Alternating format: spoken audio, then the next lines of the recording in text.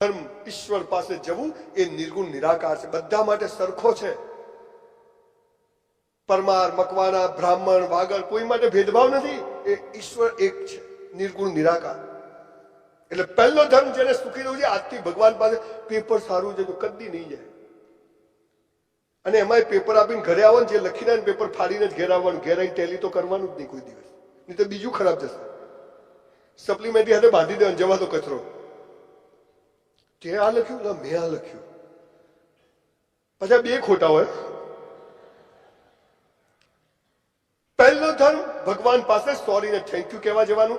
અને ભગવાન પાસે નપાસ થાઓ, ટકા ઓછા આવે, દિવસ ખરાબ જાય, પ્રેમમાં ઝઘડો થાય, ધંધામાં નુકસાન થાય તો જવાનું જ નહીં. કેમ કે એને દિવેલ પીધેલા થોબડાઓ ગમતા, પણ જન્મ દિવસ હોય, મસ્ત કપડા પહેર્યા જવાનું, બહુ જલસા છે. આ તો આખો સડી ગયો હોય ને રોગ થાય, લઈ લે. ભગવાન કે ત્યાં જ રહે, ત્યાં જ જવાનું, સોરી ને થેન્ક યુ કહેવા જવાનું. પહેલો ધર્મ. બીજો ધર્મ જેના કારણે ભારતીય સંસ્કૃતિની પથારી ફરી ગઈ છે અને સ્કોલર છોકરાઓ સૌથી વધુ સુસાઇડ કરે કે બધું અંદર ધુમાડો ભરાઈ જાય છે, નીકળતો નથી.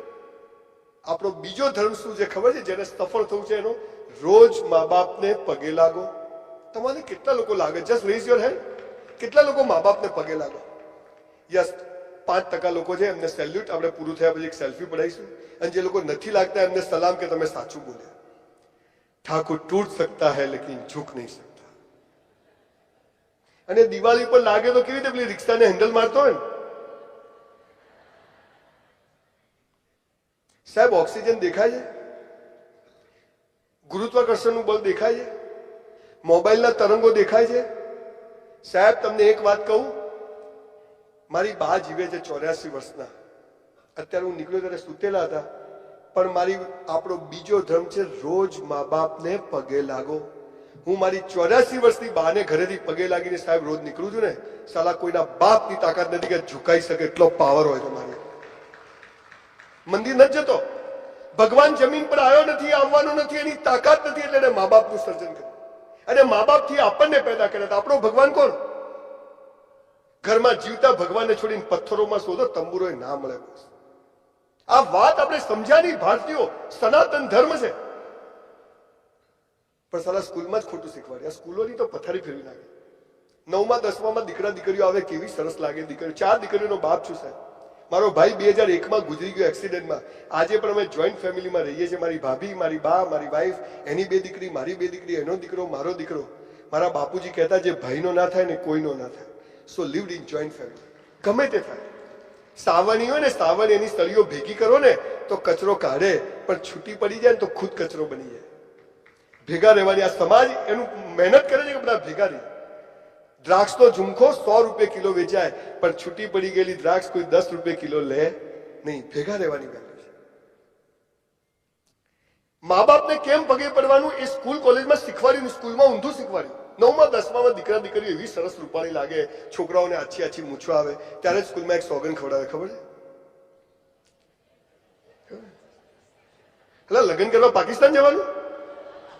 આવી રીતે ભાઈ બહેનની ભાવના પેદા થાય. સાહેબ એક વાક્ય દીકરા દીકરીઓ, યંગ છોકરાઓ વધારે બેઠા એટલે ખાસ કહું. તમે એક વાક્ય સાંભળ્યું, પહેલી નજરનો પ્રેમ, ફર્સ્ટ સાઇટ ઓફ લવ. મને તો સાહેબ પેલી છોકરી જોતા જ ગમી ગઈ. મને તો પેલો છોકરો જોતા હું ગમે. બધું બરાબર હોય તો. કોઈને લૂલી લંગડી છોકરી ગમે, પપ્પા કાણી જોડ પરણાવો. અથવા કોઈ છોકરાને પોલિયો થયો, કોઈ છોકરી એમ કે પપ્પા મારે તો આને જ પરણવું, સ્ટીફન હોકિંગ્સ થવાનો છે. કરેક્ટ? દીકરા દીકરીઓ, ફર્સ્ટ સાઇટ ઓફ લવ કોને કહેવાય? I will tell you. And why we have to board on our parents. આજે ભજીયા સમોસા ખાઈને ઘરે ના જતા, કંઈક લઈને જજો. જે બધું બરાબર થાય ને પ્રેમ નથી. સેક્સ અને સેક્સ બજારમાં પૈસાથી વેચાતો મળે. પણ પહેલી નજરનો પ્રેમ કોને કહેવાય? Y we have to go down parents. I will tell you. આપણે જયારે માના પેટમાં હોઈએ ને, આપણી બાને ખબર નથી છોકરો છે કે છોકરી છે, ડાયો છે કે ગાળો છે, ધોળો છે કે કાળો છે, બહેરો છે કે બોબડો છે, મોટો થઈને કેવો નીકળશે, કેવી નીકળશે, સામે બોલશે નહીં બોલશે.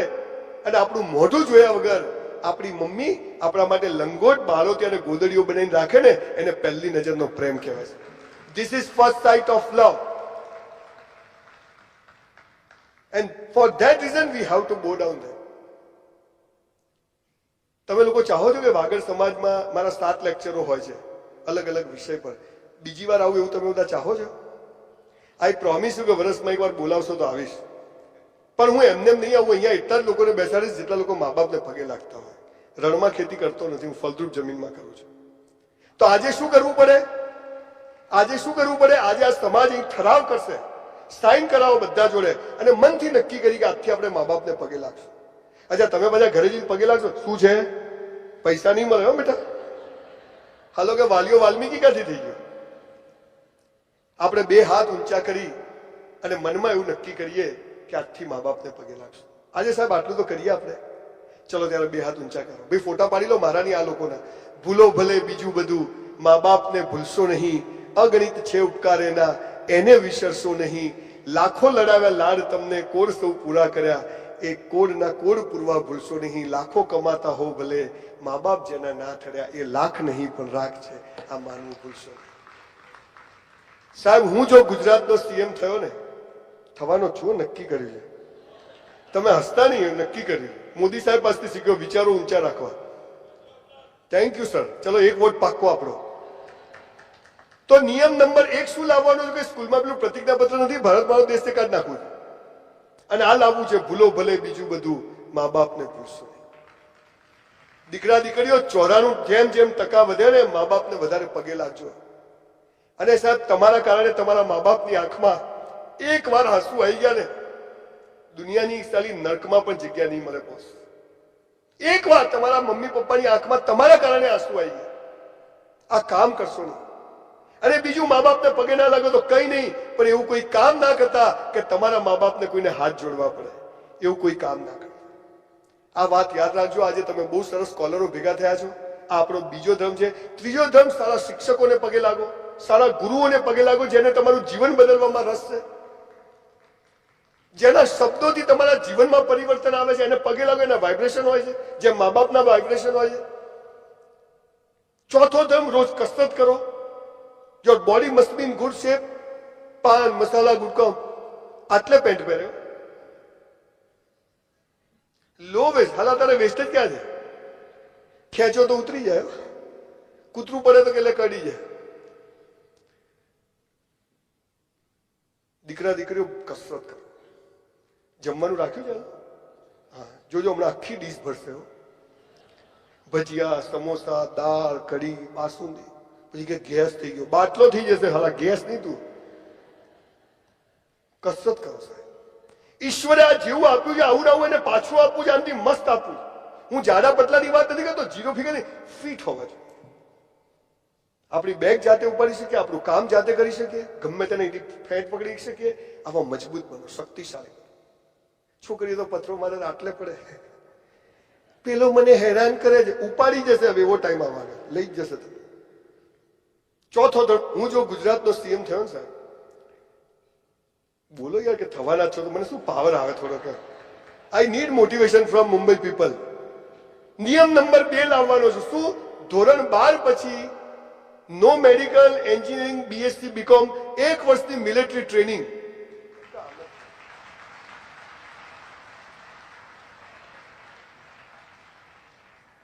કેટલું દૂર છે? હજી ઘણું દૂર છે. બાયલા મરી જાય ને પાર આવે, શુક્રવાર જીવે છે. કસરત કરો. જીમમાં જવાની જરૂર નથી, ઘરે દોડા કૂદો, દંડ બેઠક કરો, કંઈક કરો યાર. આપણો ધર્મ છે. 5મો ધર્મ, તમારું દિલ કે કરો, બુદ્ધિ કે નહીં. પરીક્ષા જાવ કશું આવડતું ના તો બાજુવાળા કે બતાવ બતાવ, એ બુદ્ધિનું કામ. અને અહીંથી શું અવાજ આવે? ચોરી ના કરે. કોઈ સરસ છોકરી જતી હોય ને તો છોકરા શું એ આનું કામ, પણ અહીંથી શું અવાજ આવે? એ ના. કોઈ પણ નિર્ણય લેવાનો હોય ને તમારું દિલ કે કરજો, સફળતા જખ મારી મળશે. આખી દુનિયા, હું આજે સેમિનાર કરું છું, મારા બધા કહે છે કે શું આ બકવાસ કરે છે, મેં તને સમજ નહીં પડે. મારું દિલ કહે છે કે સંજય આ કર. અને એટલે ઈશ્વરની કૃપાથી આજે સરસ કામ કરું છું. આ આપણા ધર્મ છે. બીજા બધા છે એ ધર્મ નથી, એ તો બધા ઉલ્લુ બનાવવાના ધંધા છે. આપણા દુઃખ ઉપર લોકોની દુકાનો ચાલે. તમે દુઃખી છો કોઈને કહેશો નહીં, કેમ કે તૂટેલા મકાનની ઈંટો પણ લોકો લઈ જાય છે. મજામાં છો. ઈશ્વરે દુઃખ આપ્યું, દુઃખ. સુખ આપ્યું, સુખ. મજા. બીજી અવસ્થા છે પૈસા કમાવા. શું કહ્યું છે ભગવાને ગીતામાં?